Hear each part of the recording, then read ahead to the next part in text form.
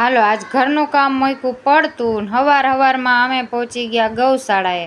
કેમ કે આ ગૌશાળા એવી હતી કે અહીં કોઈ માણસો હતું જ નહીં કામ કરે એવું, એટલે અમે જ વયા ગયા ટૂંકમાં કામ કરવા માટે.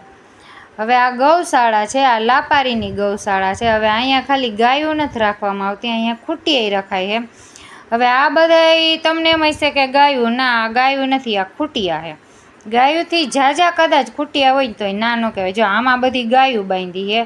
હવે ગાયું બિચારી રાહ જોઈને ઊભી છે, પણ હવે આપણે આ કાંઈ દોડું ખેંચી ન ગઈ, કેમ કે ગાયું સીધી આપણને જ દોડે. હવે આને બીજી જગ્યાએ લઈ જવાની, એટલે અહીંયા એ લોકો નીણ નાખશે.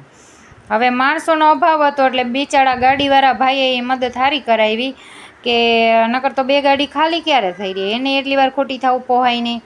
એટલે એક ભાઈ ગાડી ઉપર ચડ્યા ને એક ભાઈ ધીમે ધીમે ગાડી આંકતા ગયા ને એ ખૂટિયામાં ગાડી પૂરી કરી નાખી.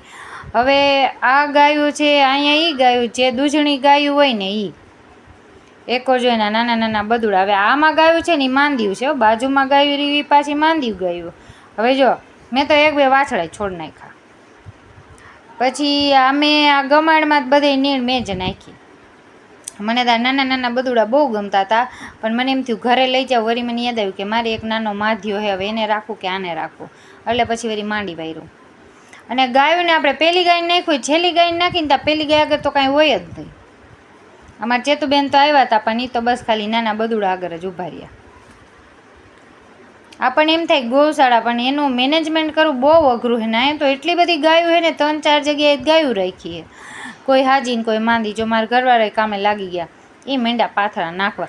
અહીંયા કોઈ માણસો ખરેખર છે ને 15,000 પગાર આપી તો રીએ.